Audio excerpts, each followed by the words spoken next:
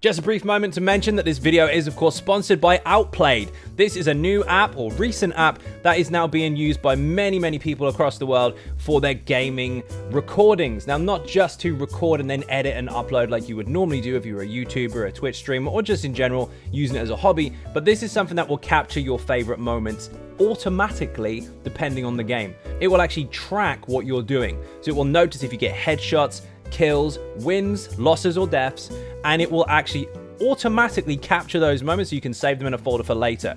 Upload it straight to YouTube, Twitter, Discord, including individual specific channels for your convenience. Get the app today with a link down below and start recording your clips.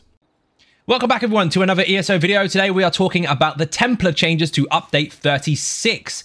Now, that particular PTS cycle that we're on at the moment is a little different to most. Normally we have massive combat changes. We have to stress about all the different things and test loads of stuff out. We don't really have to test that much this time. This is really test the content, check that the bugs are fixed, and that's it. There are mostly bug fixes on this patch, but there are a couple of skills that have been altered. Now, what they've done is they've changed the way that one of their skills scales. So what they've done is they've affected BACKLASH, which you might know as Purifying Light or Power of the Light. And before, this had a cap. It could do damage on target to start with, last 6 seconds, and during that time, the amount of damage that you rack up would then contribute to the overall burst at the end. That was capped, excluding obviously buffs and bonuses to flat damage. The increase to weapon and spell damage didn't affect it. So all you had to do was apply it, do damage, and it would pop, and then it would crit or not crit, and there would be a kind of a cap on it. Now, there isn't, but it's up to you how you scale it.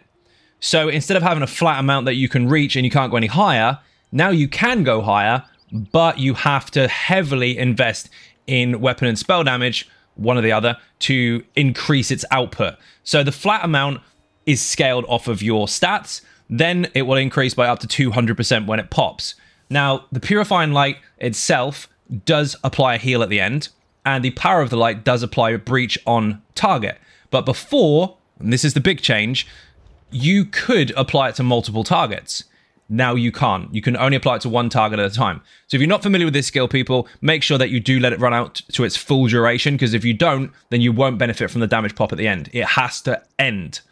However, while you can only put this on one target, if you're using Power of the Light, attaching it to multiple targets won't necessarily benefit you anymore damage-wise, but it will leave the breach on the target. Much the same as this one here will put the heal down even if you finish it early. You won't get extra damage, but as you can see here, there are 6 stacking heal over times on the ground. So you can still utilize that. So the utility side of it for the minor breach if you're using the physical version, or the heal if you're using the magical version, is still there. But if you want to focus damage, you need to pick on one target, not multiples. That, in AoE situations, may be considered less desirable for most, because obviously you could take advantage of this and this and this, and then just smash all 3 of those targets and they could all go pop at once. But let's face it, to be fair, the Templar already has a lot of AoE going on as it is. That one is designed to be single target. It wants you to focus on that main one. But again, when you scale this now, instead of being given the amount of damage for free and just filling that pot, you do actually have to build towards it. If you don't build towards it, you'll still benefit from it, but it will hit less. The reason they did that is because in lots of different scenarios, PvE and PvP, people were way too front-loaded with a skill that was capped very low, and you could still get the maximum out of it even if you didn't build for it.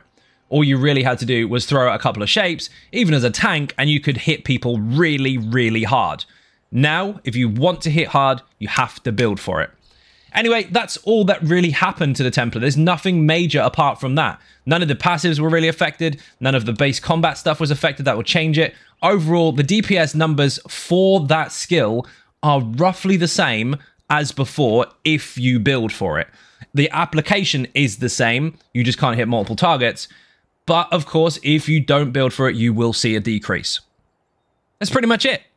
Thank you very much for watching. Stay tuned on the channel, by the way. Make sure you hit the sub button. Obviously, if you want to see more videos, don't forget the notification bell. But there will be more updates about the PTS ongoing in the next few weeks or so, especially about the new sets. Because although we don't have a lot of combat changes, we do have a lot of new sets to go over, including some really shiny mythics. So again, thank you very much for watching, and I'll see you in the next video. Bye-bye.